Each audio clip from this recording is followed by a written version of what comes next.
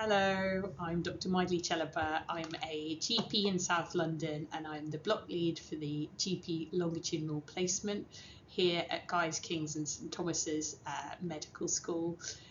It's really lovely to warmly welcome you virtually to our community of tutors teaching on the programme, and we really hope that you find it a rewarding and enjoyable experience. This is a guide for the whole of the programme for any new tutors, but also contains some updates for our returning tutors. Now, the eagle-eyed amongst you will notice that as this video progresses, there are quite a lot of different costume changes and hair changes because we have updated these slides over the years. So forgive us for that, but we hope that it gives you a comprehensive overview that you can refer to throughout the programme, and we'll pick up on all the key elements and any questions you might have when we see you in person. So in this recording, we would like to cover the overview of the course for you. You'll get to know what we call the nuts and bolts of the placement, the core elements, that's how to deliver the workshops, teaching clinics and the patient bank, which is the home visiting programme for our students. A little bit about assessment. We'll go through an overview and then each of the assessments in detail. You might want to come back to this at a later date after you've met us in person, but it gives a nice overview and we can answer any questions you might have. Yvonne will tackle educational supervision because in your role as a GP tutor on the programme, you also have a dual role as educational supervisor for year 2. So Yvonne will cover what that role entails and how it works in practice. She'll give us some overview of updates on student support and your role here, and we'll cover the GP group assignments, which is the humanities assignment for the whole cohort. So just virtually introducing you to our wider team here and core team members. As many of you know, the programme is pretty huge. We are currently the largest medical school in the country with the addition of the Portsmouth branch campus that also follows the longitudinal placement. So it's a huge operation of delivering teaching in your practices to around 500 medical students across 50 GP practices, and we probably have about 58 GP tutors working on the longitudinal placement at any point. So that requires definitely a team effort, both with working alongside our team and you in practice, which we really enjoy. Just introducing you to the core team members. Lots of you all know Yvonne Batson-Wright, who's our deputy lead for the programme and also plays a significant role in liaison and support amongst students and yourselves. Our teaching fellow, Steph Wassel there, and Dr. Layla Abdullah, who's our teacher development co-lead, who will have helped to recruit you if you're in new practice. But really, she has a key role in helping to develop your skills in teaching. We really want you to contribute all your excellent ideas, innovations, feedback, and equally we'll get feedback from students throughout the year, and we want to keep you updated, so helping to ensure that it's a rewarding experience for you, but also that student experience is maintained. It's a really highly rated practice placement, so we have you to thank for that, and we continue to work really closely alongside you. We've got Naila Ahmed, who is your first point of call for any administrative queries regarding the placement details, dates. She does so much, including payments and any kind of information students might need about travel policies, etc. And there is Professor Anne Stevenson, who is the Director of Primary Care at King's and looks after all of the programmes across, and is also the professionalism lead. So if you do have any students that require additional support regarding those areas, you may also come across her and be asked to give some of your feedback. So we thought it might be useful just to share some of our sort of team philosophy across our primary care programmes.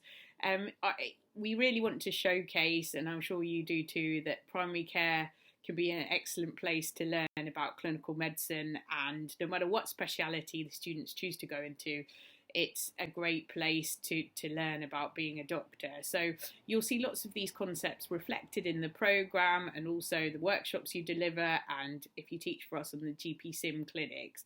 Essentially, we want our students to harness that curiosity, learn about patient-centeredness, think about those concepts of equality and diversity and health inequality that we are all motivated by in our clinical practice as well. We know it is a challenging environment out there, but you do it so well working as teams in your practices. So do try to showcase the very best of what you feel your practice can bring for the students, the diverse environment that you work in, the different members of the team, and also the local community. I think that'll be really useful for the students and something they feed back on to us. So just a bit of an overview for those of you new to teaching at King's, or perhaps a refresher for those who are quite familiar with it. This is our MBBS 2020 curriculum that the students are currently following. It's obviously now been delivered for several years, and essentially the students are coming usually from stage 1, where they cover a wide variety of basic medical sciences. They do some early clinical experience with patient educators, and Yvonne will touch on a little bit more about what they know, but essentially they have not been to any clinical experience. Now that all changed, as many of you know, with the new transition block at the end of year 1 that we introduced recently, and they will have spent approximately an afternoon or a morning in general practice, and also done one of our GP sim clinics, which was really well received and is going to be now very much part of the curriculum. For next year, we hope to offer an extra day in general practice as part of the transition to clinical practice block.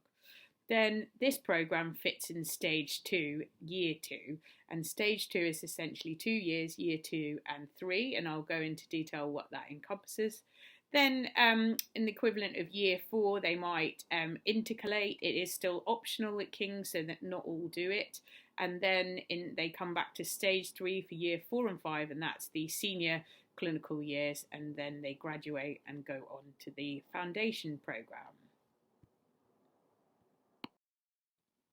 So just a bit of an overview of the stage 2 programme. So as I said, that's year 2 and 3. So especially in year 2, you will be looking after the students as part of the longitudinal placement, but also as their educational supervisor. So just thought we'd give you a little bit of background of the other things that they might cover. So all of the students rotate through 4 blocks. That's human development, supporting life, inflammation and aging, that you can see in green there. It's about 6 weeks long, and it will be linked to their hospital placement. So they attend hospital on either a Tuesday or Friday, the opposite to which day they're with you in general practice. The general practice placement goes all the way through year 2, and it's longitudinal, of course, and you'll see the benefits of keeping the students in a team and you getting to know them really well, which is why you're really best placed to be their educational supervisor in year 2, and you do a great job doing that.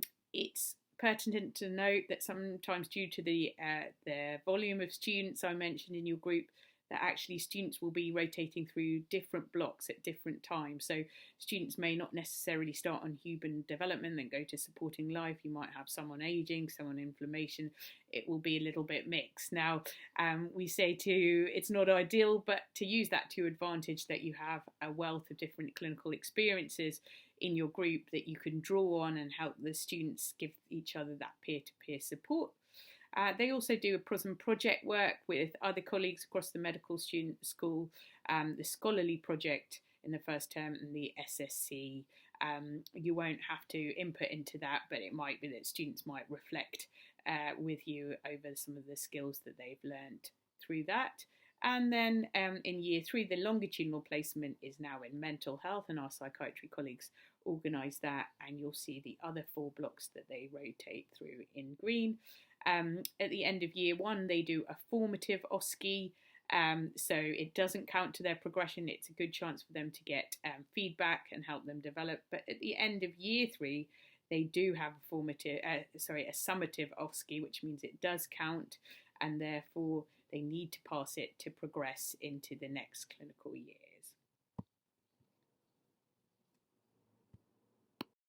So in stage 1, students are introduced to the value-based clinical practice theme, and this introduces students to clinical skills and more complex clinical simulations.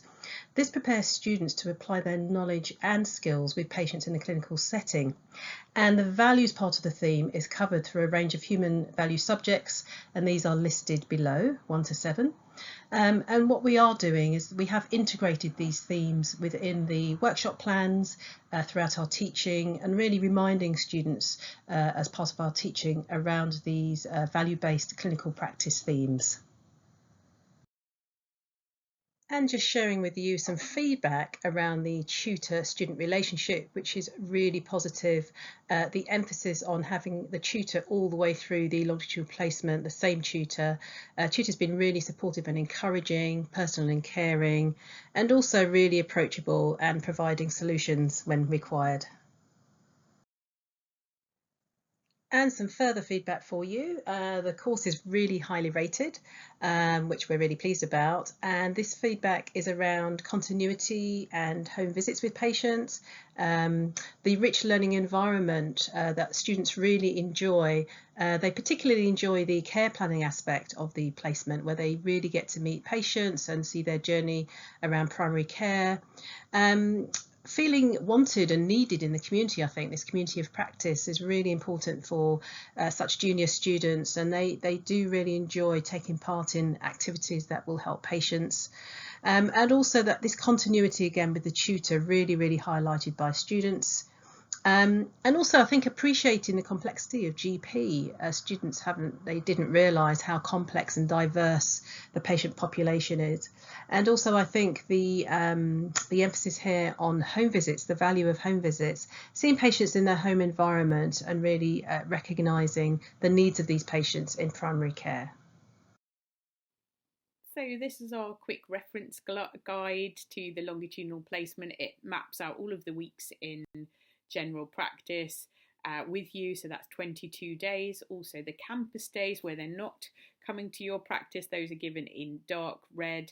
They're usually GP simulation clinic days, but also some lecture-based professionalism and personal development days that our team organise. There is also a community day that it's not essential that they come to your practice, so you don't have to lay on any practice-based teaching that day. We expect them to go out in the community around your practice, and if you can help them out with some activities and things to do, we'll let you know about that in the induction. But essentially they go out and either visit the social prescriber or a community organisation that might help them learn a bit about health inequalities to help their assignment. There's also the transition block, so if you're interested in some additional tariff to help prepare our year 1 students for the following year's longitudinal placement, that's usually a week after the last day in practice at your placement. Just some key notes for you. We would ask that you definitely come to the induction day and the review day. That's because we know that sometimes it's a large program. We've got so many students. Lots of you're having to utilize small group teaching, and we recognize that has an additional skill set, as well as teaching junior clinical medical students. And we find that if you don't attend those, it tends to affect student experience. So that's why we include it as part of our tariff. So please do make every effort to attend. The tutor review day is a really great time to catch up and see how you're doing in November, and also socialise with other GP practice tutors. And it's a really nice time to kind of celebrate how it's going, and also troubleshoot any problems that have arisen, and we're here to support you along the way with that. Okay, so this slide is what we like to call the nuts and bolts of stage 2. It sometimes when you first start teaching with stage 2, there's a lot of information and you can feel a little bit overloaded, but hopefully this simplifies it a little bit to help you understand what are the essential components of stage 2 teaching that you need to get your head around, and the bits that you'll be directly responsible for. Of course, we're here to support you along the way, but just to familiarise you with the terms, I'll quickly go over them. So you'll need to find out about workshops, where to access support for these, how you're going to deliver them. We have a set of workshop plans all on our Keats page to help guide you through each week. There's the teaching clinics, which we'll come to in due course, where essentially the students in pairs will be sitting in with you, and you'll go through your normal consultations, and with time, hopefully they'll get to be part of that. Then we've got the patient bank, which essentially is a bank of patients that your students will visit in pairs over the time they're with you. And the GP group assignment, which I briefly touched upon before, which is really a student-led project for either active practice on a Tuesday or clinical humanities on a Friday. This will all become apparent to you as we go through. Then centrally to all of this is not only are you a GP tutor and teaching the students, you also take the role as their educational supervisor, which essentially means that you'll take an overview of their educational development for the year across the board whilst they're at medical school. And again, we're going to come to that and discuss that in a little bit more detail too. Then essentially, as part of that role, you will be looking at their assessments, which are all logged in as part of the e-portfolio, Kaizen it's called. You'll become familiar with it. And then, of course, we've mentioned Keats, which is our learning platform, which again, by the end of this session, and especially when we meet face to face, we want you to have a good idea of, because that's our learning platform. It's an online forum where we post all the information for the course for students and for tutors, and it will help you access the essential bits of information. So lots of you will be relieved to know that we haven't got any massive changes planned to the programme this year. We made quite a few, I think, last year and the year before, so we're kind of having a relief year this year. I'll present it when you come to see us, but teaching on the longitudinal placement was an extremely high standard that you all delivered in practice, and the students rated it really highly. So we're not going to try and fix anything for this year. I guess it's just implementing the same things that we know that are really important to students, and you've told us as well as the most rewarding parts, which is really to try where possible to increase patient contact or clinical contact throughout the programme. So we'll try to utilise that by really kind of consolidating things like the home visiting aspect, the health check clinics, and seeing how we can make that work for you in your practice. Another key theme throughout this is the development of the students in terms of their clinical knowledge, but also their professionalism. So we'll think about a little bit more about how we can strengthen that with you as educational supervisors and support that development. We also know that for the first year that students have actually done the transition block, so we're interested to see how that has worked and how they're able to utilise that learning that they've will have been exposed to on the transition block, and really thinking as well about how they work as teams, develop their leadership skills, and of course the clinical humanities assignment that all the students have done this year, again, was really successful. Those of you that managed to come to the exhibition will have seen, but really we want to really show it as a way to learn about health inequalities in society, and perhaps what seems to motivate students is looking at those access to healthcare and social injustice parts of medicine, and what we can do as clinicians to raise awareness for that. So those are the main updates, and there'll be more when we see you in person. So this is a bit of a breakdown on what the students might do when they come out to you and how the day might be structured. So they'll attend in groups of 8, as you know. Usually there might be slightly varying numbers depending on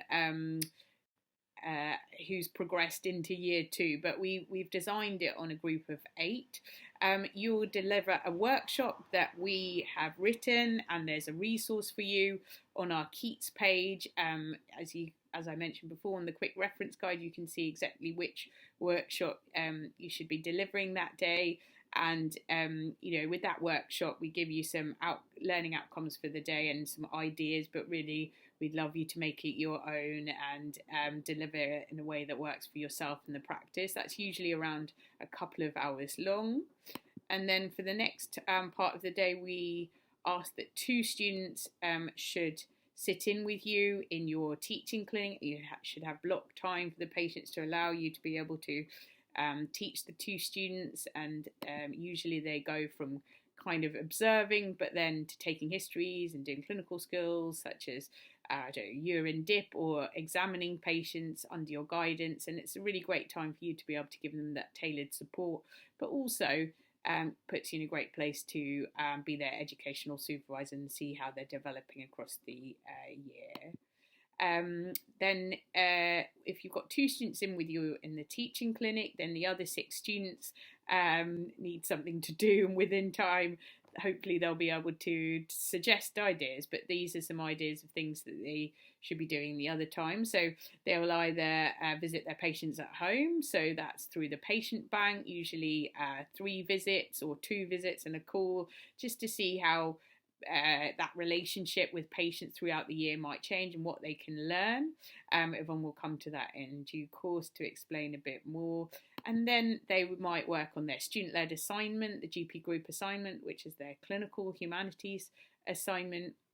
But also they can do lots of other things around the practice, sitting in with HCAs, nurses, physios. It's really great to get the wider MDT involved, and we've got lots of resources and tips on things you can do. So at first it can seem a bit daunting what to do with the other students, but with time, they can do things like work on their portfolio assessments. We do ask that they stay with you at practice where possible for the whole day, because usually they're travelling in, spending that the cost to come in, but also they've asked for more patient and clinical content, so they need to kind of utilise the clinical environment, and you can help them to suggest ideas with that too.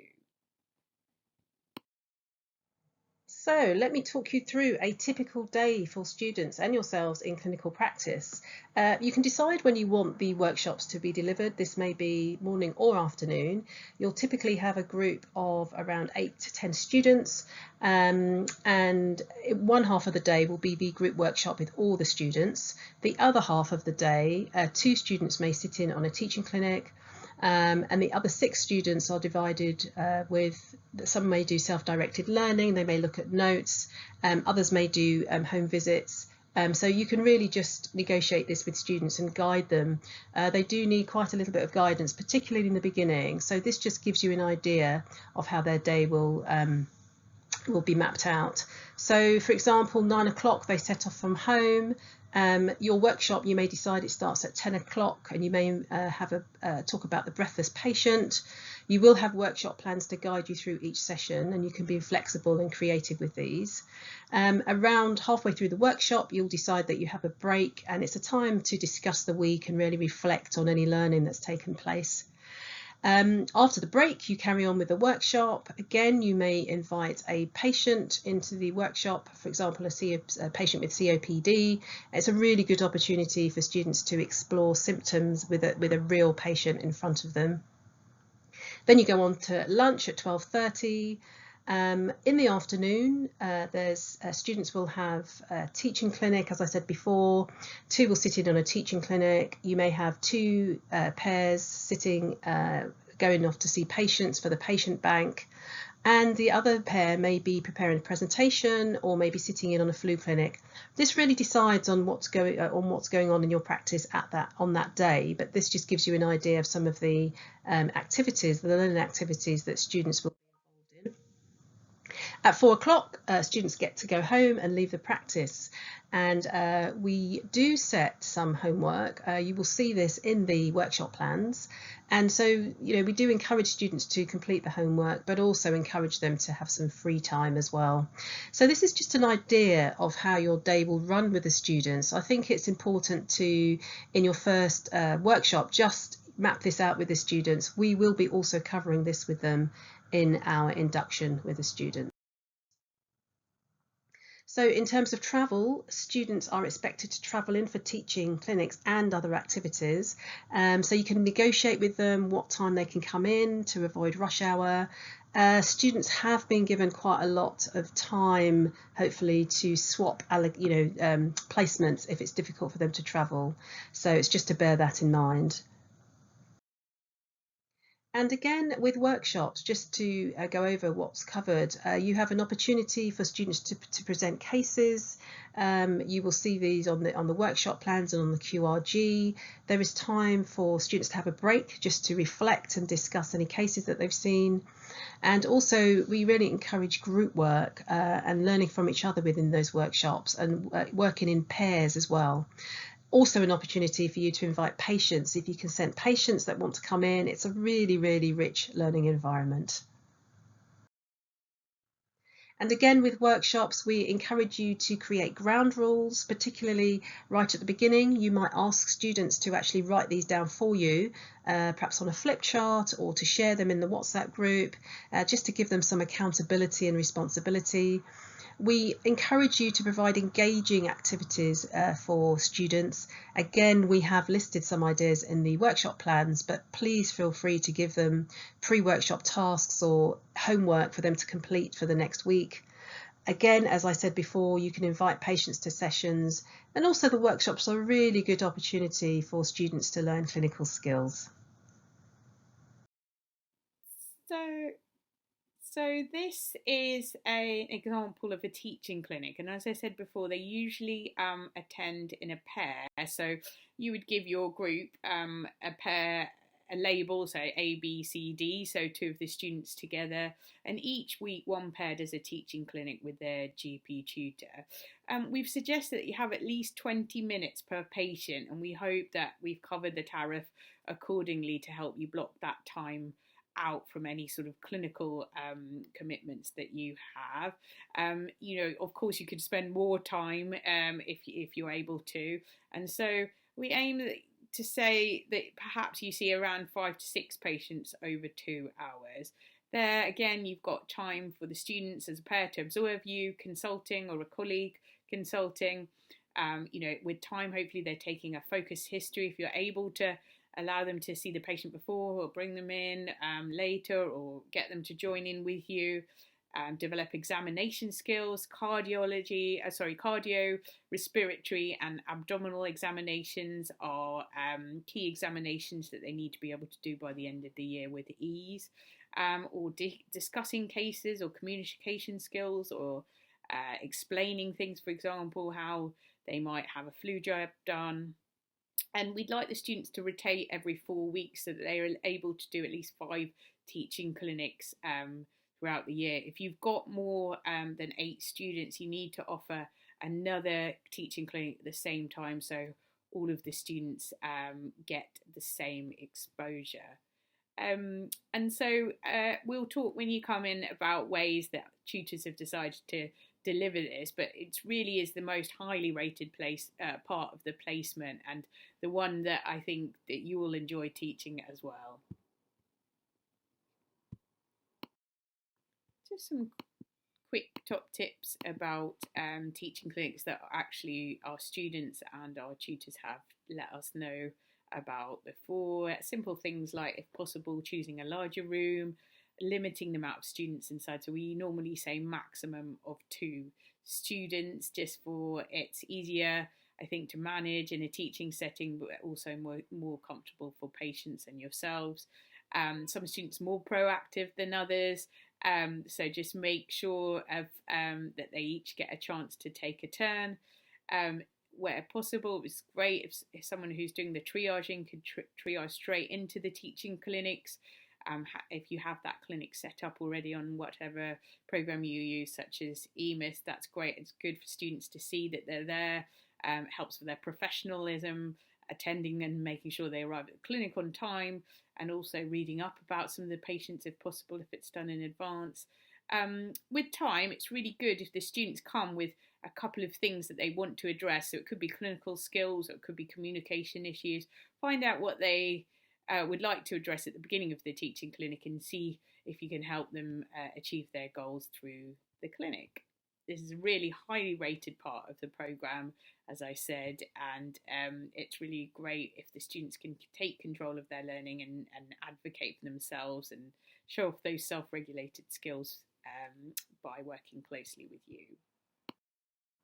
So these are the type of clinical skills alongside history taking, consultation skills, examining, etc. So these are just really everyday things that we do in general practice all the time, that if you observe them doing, you could sign off for them, or if anybody competent to do so in your practice, such as an HCA or a ANP, can do, that would be brilliant as well. So even things like measuring basic observations like temperature, urine dipsticks, swabs, if they can do that, then that would be fantastic. So that's the sort of thing that you might ask them, where are they with their clinical skills? So they have to complete these skills before the end of the year, and they can do that either in the hospital or general practice. But general practice is a great place where we tend to do all of these skills on a daily basis. So you might just give them a little nudge into thinking about what skills they could do whilst they're sitting in with you or in their self-regulated learning time. So just a note about clinical skills and the level they should be at. So in their portfolio, they will show you which level of skill they should be have attained for the sign-off. Now, it can range from kind of preparatory, which means they just need to be able to have done that in a lab or completed like an online module. Then it's level 1, where they can do it safely, with direct supervision, i.e. you watching it. Level 2, where actually they'll be able to do it indirectly, so with somebody in a kind of the room next door. And level 3 is secure and independent. For year 2, most of the skills are around the preparatory and level 1 really, and we call this the entrustable professional activity framework. And you can see the levels in the portfolio, but also on our content of learning list. If you click the link, and it will go straight to Keat. So when the student shows you the sign off, it will show which level that they should have attained before the sign off. So it will be really clear for you to see which one. So just thinking about the patient bank, that's the home visits for the patients in the community. We ask that students visit at least 2 patients in the home environment, and it can be a patient with complex needs, and it gives the students an idea of how the patients are coping at home, linked into their GP appointments, as you'll appreciate. You can choose also maybe a pregnant lady or a parent with a child that a student can follow throughout the placement. We ask that students have 3 contacts with the patient, so 2 of those contacts could be a home visit, and then the 3rd contact could be a video call or a telephone call. So for example, they may visit twice in the community, and then the 3rd contact by a video call or telephone call could be to follow up, perhaps how they're getting on with prescriptions, or perhaps if they've had their outpatients appointments. We would encourage students to document the visit in the records with support from yourselves, and these student visits can be used for case-based discussions, illness scripts and care planning. And there are consent forms on Keats for you to use also when the students visit the patients. So the patient bank gives many opportunities for students to see patients face to face, and there are many opportunities, as you'll appreciate. They get a real sense of the individual, how illness impacts on them, and how they've adapted their life and their environment. We can support the students to think about what would make a difference to the patients in the community, to explore their chronic conditions from various perspectives, and to learn about the health and social care teams around the patient. We need to encourage students to be prepared with the questions that they can ask the patient, and they can discuss this in their pair before they actually go out on the visit. And you will find that the patient bank guidance provides all of this information.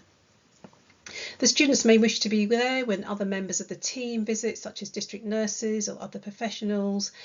They may want to talk to the patient's carer with consent from the patient. And exploring the patient notes is really important, as you'll understand before they actually go out on the visit, just to be aware of the recent appointments, investigations, or any relevant letters. It gives a great opportunity for students to talk to other members of the healthcare team, and certainly the social prescriber would be very appropriate here. As I've said before, with support they can make an entry in the electronic patient records, which they really do find a valuable exercise to do. We're always also encouraging students to attend maybe outpatients appointments with the patients if that's possible.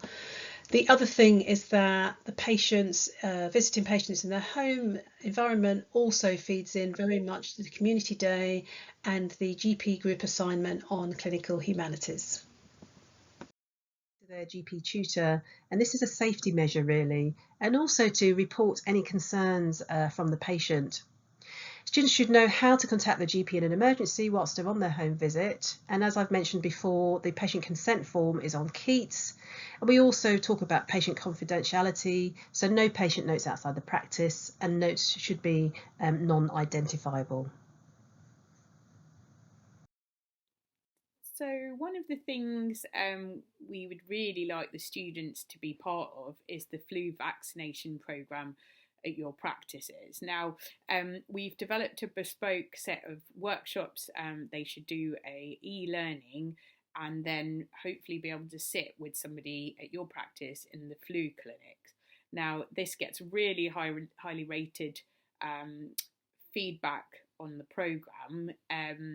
And we'd really like the students to be able to observe 3 and then ideally administer under supervision 3 flu jabs. Now that doesn't have to be directly from you, but it needs to be directly supervised by any other clinician who is competent to do so. We've got very clear guidance on that in the workshop, and obviously there are some caveats where we wouldn't want the students vaccinating anybody who was pregnant or on blood thinners. So if the opportunity does arise at the practice and you're able to deliver this, it's something that the students really value, and intramuscular injection with regards to the flu jab is one of the key outcomes for year 2. So when it comes to flu vaccination of students, this is something that comes up every year. Unfortunately, there's currently no sort of satisfactory formal provision of flu jabs for medical students, and it tends to be done by site-based kind of trust level kind of decisions. So at Guy's and St Thomas's, they definitely give out the flu jab to anybody who's either a student there or working there. But perhaps that might be different at other sites. With regards to yourselves, if you are happy to give the flu vaccination to students whilst at your practice, then that would be appreciated. Remember that then the students do become patients at your practice and probably would need to be temporarily registered. That goes for the same question with students vaccinating each other. They really need to be consenting openly, and you need to be satisfied that they've been able to consent without sort of pressure from their peers. So it's a little bit of a complex issue, and I think practices have found things that work for them. I think the guidance for us is if you are happy for students to be given your vaccinations at your practice, then that's totally okay. With regards to students vaccinating each other, I think that needs a very, very careful setup in your practice. We tend to err away from doing that and take it on an individual case-by-case basis. So what is the Clinical Humanities GP Group assignment? So we recognise that developing junior medical students to kind of navigate the complexities of clinical care is really much more than revising from a list of clinical conditions and preparing for written exams, which of course are really important, but really developing their skills to be able to kind of navigate things that we face every day in general practice, such as kind of ambiguity, teamwork and leadership, understanding person-centered care, are really tricky to teach in traditional curriculums. So we've developed the Clinical Humanities assignment, which has been going for a long time now, as many of our veteran tutors will recognise. And it is a really great chance for the students to explore health inequalities and social injustice and vulnerabilities in our population through a different lens. And it's something that actually, when they get on board with, the majority of our students have really enjoyed, and it's led to lots of really exciting opportunities for them, such as presenting in conference, and we have a very large scale end of year exhibition with our partnership at the Science Gallery, which is a really fantastic opportunity for students. Now, it is a journey for them, and if you're new to the programme and perhaps not so familiar with clinical humanities, then it can need a bit of clinical framing. So I'm here to do a little bit of that, and I'm happy to answer any questions in person. So overall, what we want them to do is actually realise that this is a clinical learning assignment. So as I said, they're looking at health inequalities and access to healthcare through a different lens to help them develop those critical thinking and person-centred care skills. Now, that being said, we need to frame it as the fact that they are learning from your practice population, from people, and we have lots of clear guidance on Keats to have a look for the students and yourselves. And what we ask them to do is really pick a population and a kind of an issue of interest to them. So, for example, loneliness or stigma around healthcare conditions, or access to healthcare. And then they spend some time, and this is key, talking to patients, because without talking to patients, they won't collect that vital information that they need to collect on values, beliefs, and thoughts. And it's that they then spend some time doing more kind of almost like a qualitative analysis of what they found and heard from their patients. That's why the patient bank is really important, because they get to go out and see their patients in their home and community environments and learn from them. And then here's the kind of tricky bit for, I think, some of our students. They work together as a team to think about what are the key themes that came out from that research, and then how they will use the arts to display that or communicate that learning back to us. Now, it's not an art project because we actually want it to be informed by the populations that you serve, but they will use the arts to communicate it back, because generally the arts tend to be a nice way to communicate messages. You can tell them to think about any of the ads they might have seen about health on the TV. It's not a list of medical facts. It's about connecting with patients and people. So these skills are very transferable. It's delivered through a co-facilitation or collaborative model between clinicians who are interested in the arts as a way to do this, but also artists who've worked with vulnerable populations as well. And they can use any medium. We deliberately keep it vague because we want them to develop their kind of critical thinking skills. They might feel a little bit unfamiliar with it when they start, but that can be very normal in the clinical environment, and we want them to be able to kind of develop these skills in a safe environment through this project. Now, what is your role? Don't worry, you don't need to kind of come up with the ideas or suggest which art they use. That it's very much a student-led assignment that is very much supported by the clinical humanities team, and they'll have some campus-based kind of teaching sessions where they'll bring along their ideas and get tailored feedback. So your role is usually the kind of link between all of those, just keeping the group on track together and providing that clinical expertise about your population. So they might say to you, oh, I've thought about this project, I want to see this group of patients, can you help me meet the social prescriber? We want to do that for our community day, or I'm thinking about calling patients at home, and you might think, oh, that doesn't sound quite right in this context, and think about how they can think and sensitively do that. Encourage their own curiosity. So think about they will have chance in the workshop to kind of think and brainstorm some ideas. And don't worry at all, you don't need to love the arts or be good at it in any shape or form, but those are you have seen the work that the students come out with. It truly is inspirational, and this year in particular it's wowed everybody at public exhibition, proving that actually our doctors of tomorrow can look into these very complex concepts and come out with something that's really kind of groundbreaking and striking. And now again, we won't expect the students to fix any problem. It's not a quality improvement project. It's simply to raise, or not simply to raise, awareness. That is a really important aspect of a lot of the issues that they go through. So I hope that kind of summarises in a nutshell. Happy to answer any questions when we see you in person. Okay, so you can see it in action. These are some examples of some projects from a few years back. I'll show you some of the work from last year when we meet in person.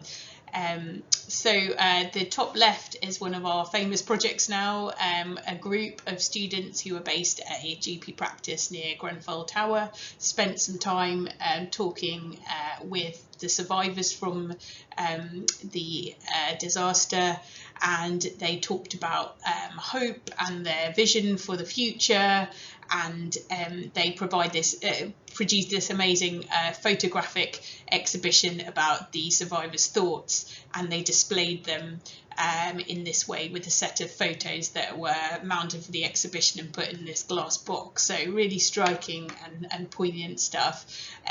There's also a lot of, every year I think the students are really struck by loneliness in the community. So the poem on the bottom left, you can't quite see it, but that explored ageing and loneliness, and students sat with patients at a local charity and co-wrote a set of poems about loneliness, which again were also very touching, and the students from that group also won a prize.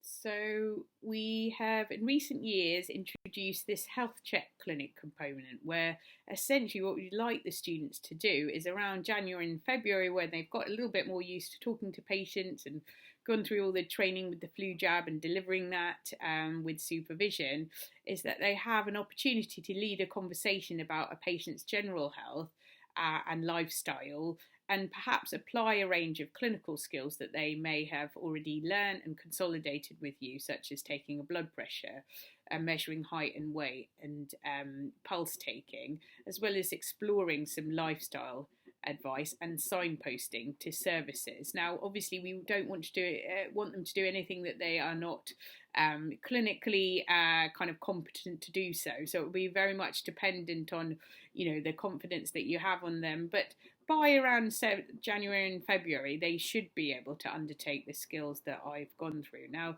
the way that it's been set up, it seems to be quite different across practices, but students have really relished the the opportunity, and I think in practices where it has implemented, it's gone really well. Obviously, it always needs supervision, at least from the room next door, and also that you should be aware of every patient that's been seen in that health check clinic. We hope that it will help with some of your practice targets as well, that the students were able to input to patient care. But you could run that either as a standalone clinic where the students do that and you indirectly supervise them. But more recently, we've really thought that if practice space is a problem, which it is at lots of our practices, perhaps adding a kind of student-led health check patient to the end of your teaching clinic or the one before, so that the students could do that for a bit, perhaps when you're in your gap between surgeries, and then you could come in and catch up with them about it and then start the teaching clinic. It might be a way that students in practices where space is a problem to run their own clinic or supervision is a problem, that they could do that as part of their teaching clinic. So it's not supposed to be too laborious. It's really, we've shown that students, if they do take more responsibility for their learning and for patient care where safe to do so, it can really motivate them to develop those professional and clinical skills. So we'll talk more about that when you come in person and see what we can do to help set that up with you at your practice. We've got lots of guidance for setting up your health check clinics and different models of doing it. We've got a video and some other resources which might help. But as I said before, we all chat when you come to see us and do a component of our tutor induction around this. We normally say, as usual, for the students about 30 minutes per patient. It's really good if they go in pairs, I think, because they act as a chaperone as well to each other. Yes, indeed, shadowing an HCA or anyone else to kind of delivering NHS health checks can be a really good point of kind of reflection to think about how they might set up their consultations going forward. Okay, so we thought we'd talk a bit about assessment. Please don't panic, this looks like a lot, but remember it's a year-long placement, so there are a few different facets, but it will all become familiar to you. There are no massive changes for our returning tutors either. So in the dark blue are the GP-based assessments. So they are the 5 illness scripts, the multi-source feedback, case-based discussion, which they do in general practice. There are also case-based discussions in the hospital, which are looked at by the hospital supervisors. There's a mini KEX, which essentially is an observed clinical encounter. It could be an examination, or it could be a discussion with a patient. Then there's a reflective, going above and beyond assignment, which we'll come to, and there's the GP group assignment, which we've touched upon before, and that's assessed by a reflective essay on the student's experience. There's also a set of clinical skills which are given in the Kaizen e-portfolio, which we'll come to, and all these assessments are submitted via that as well. So it's a good thing to get your head around once you get access, have a little play and a familiarization with it, so you can see how the assessments are submitted by students. We'll also provide some training for that face-to-face, and there are several guides that you'll have access to as well. Then what also forms part of their assessment in year 2 is your role and your thoughts as an educational supervisor. So you'll be asked to complete a report at the end of each block during the year and to monitor their attendance, and we'll come to what is done about that as well. Then they're the progress tests, which are the exams from the medical school, the summative exams, and they are a series of single best answer questions, which are usually done electronically. And there's the OSCE, which is the observed clinical encounters that the students will be doing. You might remember that from medical school yourself. And they are formative in year 2 and summative in year 3. And there's also some prizes that the students are welcome to apply for during the year as well. Okay, so I mentioned illness scripts on this slide before. These are really case vignettes of a patient that a student may have seen. Now, they're normally cross-linked to the list of conditions that we'd like the students to see in general practice, which I will show you. But they, on the right-hand side, you can see the patient illness scripts pro forma there. There's lots of guidance for the students to look at on how to write and how much detail to put in, but you may well need to give them feedback during the year on how to do this, especially on how to write reflectively. We ask that they submit at least 2 to you via their e-portfolio, so you can have a look and give them some feedback by the midpoint mentoring in January. Try and remind them about this in the first few teaching clinics, because they're a great place to actually think about who they're going to fill the illness script about. So essentially it's a case history and then a reflection really about that patient and the issues that they face. But again, we'll go through all of these, and there's lots of detail on our assessment guide for this. So this document are some screenshots here really of the content of learning list that can be found on Keats, and we'll signpost you to that when we see you. But essentially this is the GP syllabus for students on the longitudinal placement, so they're able to see where they perhaps need to find some more cases or think about where to focus their exam revision on. So it has a conditions list, which we call the core conditions list, that we want the students to be able to see and learn about in general practice. So it may help you guide when thinking about which patients you want to recruit to clinics, or help students find these patients out in general practice. And it's where their illness scripts they may base the conditions from. There's also this year this core drugs list that I mentioned that we want students to revise and present to their peers about, and it may help as well if you signpost if you do see these medications in general practice when you're consulting, to tell the students that of course this part forms part of the core drugs list. So do have a look at that when you have time. So one of the other assessments that we ask the students to do is a formative reflection on their multi-source feedback forms. The reason we're doing this, because obviously it's very similar to the sort of feedback that we might collect as professionals later on. And it's really about the reflection on what they've learned from the feedback. So it's not really collecting, scores or anything like that. And that's why the boxes are suitably more written for reflective comments from a wide range of professionals at your practice. So we say that we would like the students to make sure they collect 5 of these forms. The forms can be found on Keats, and the students should distribute those themselves, but you might need to give them a little bit of a nudge to do it. They can fill in forms for each other, but we sort of try to limit that to around 3 so that they can actually make sure that they've asked their practice manager or a nurse or somebody else at your practice to give them that more kind of 360 feedback. It's always really important to discuss with them about how to give constructive feedback to others, because that may not necessarily come naturally. And it's a chance for them then to collect this and reflect on it with you in one of your teaching clinics. And we say that by kind of midpoint mentoring, they should have that done, which is kind of early in the 2020, the next year, so that then they can write up their reflection that will be due in at the end of the year about this. So yeah, we'll discuss that a little bit more in Tutor Review Day as well.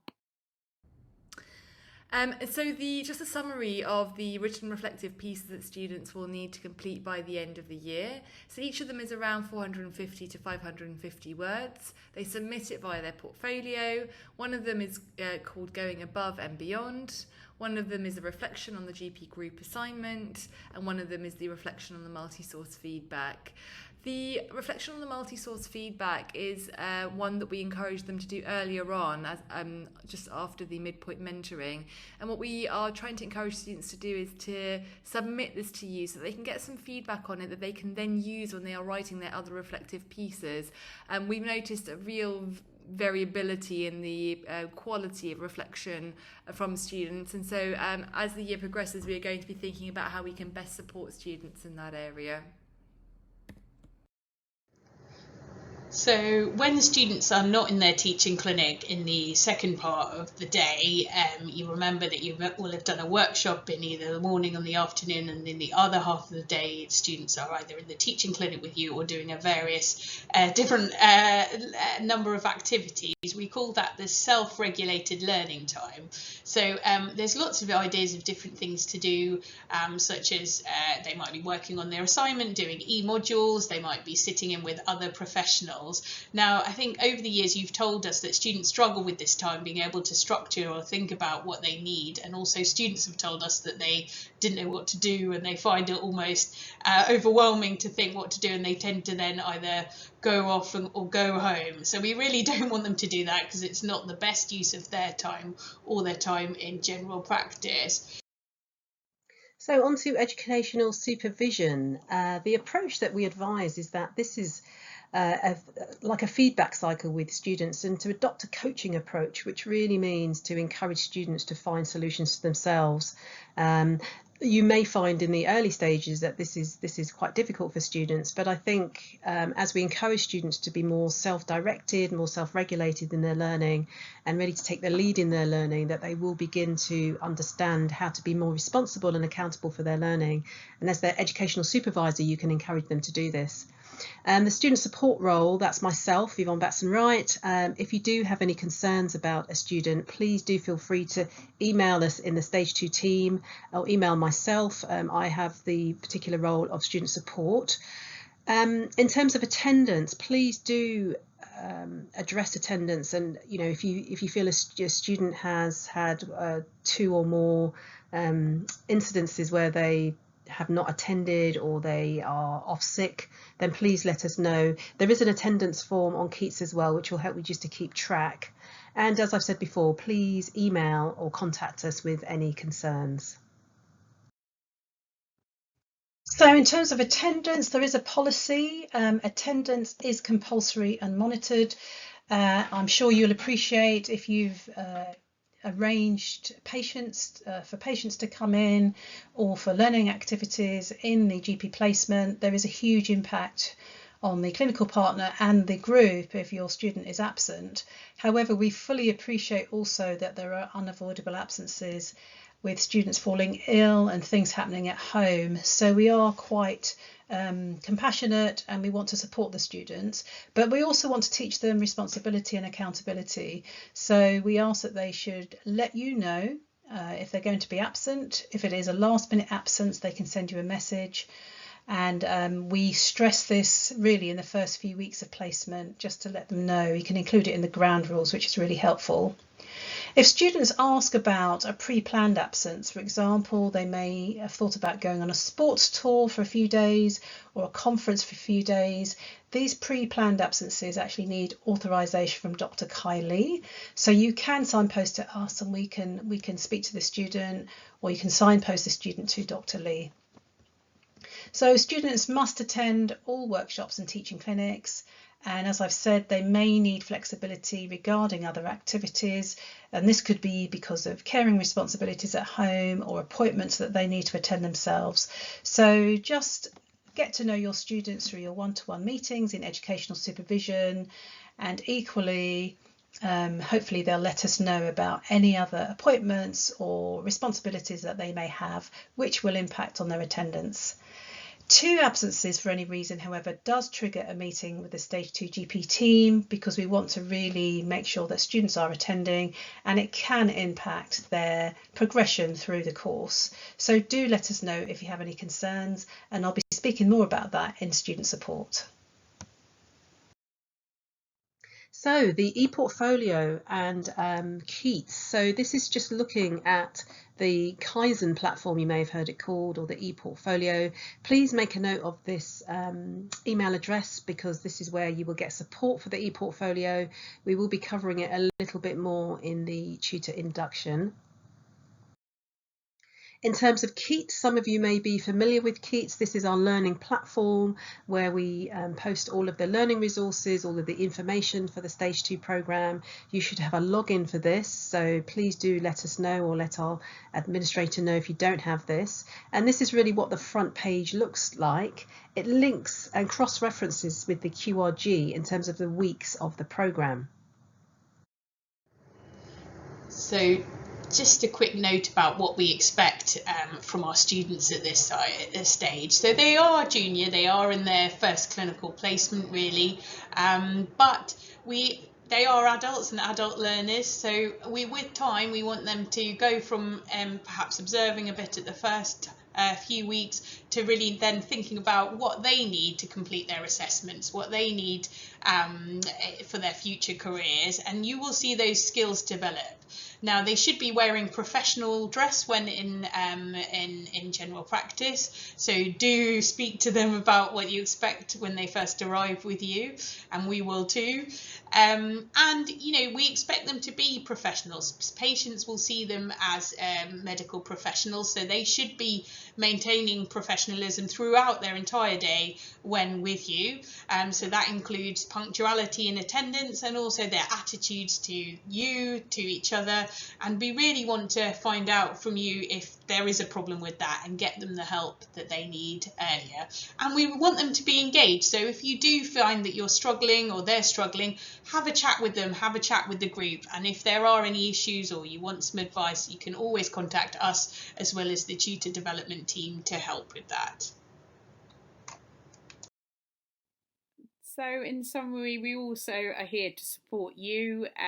Without you, we definitely could not deliver the programme. So we have a couple of things that kind of just wanted to flag to you. and we will reiterate again when you see in person. Please do contact us with anything. We're a very close team. We work really collaboratively, I hope.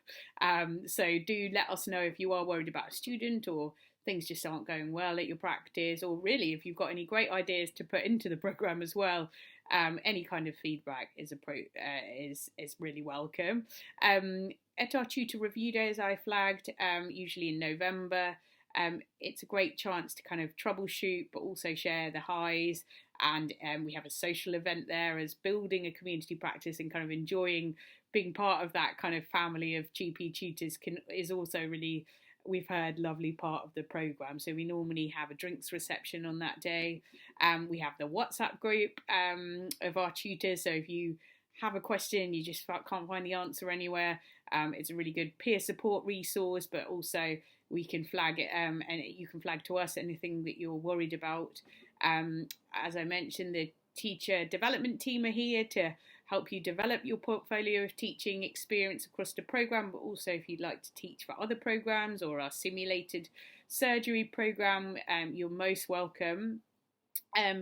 And also we hope to have some drop-in online sessions which worked well last year, and hopefully another teaching kind of check-in in the Easter term, so that we can kind of share any issues or best practice. We will email you with any key updates. We usually try and flag it there as well as in the WhatsApp group to help you along the way. And last but not least, how can you contact us? So here are all our email addresses. As I said, really happy to be contacted for anything that you need. There are all our official titles and roles, but we really don't mind if you email kind of anybody. We will direct it or signpost it to someone else. Do follow, if you're on Instagram, our QMEC teachers, because we often post lots of your achievements there. There's also the QMEC newsletter, which will be emailed to you about any teaching opportunities and things of interest. And yeah, look forward to meeting you in person. Thank you for bearing with us through the costume changes and the updates. And it's a lot of information. Please do use it as a resource to come back to. Bye.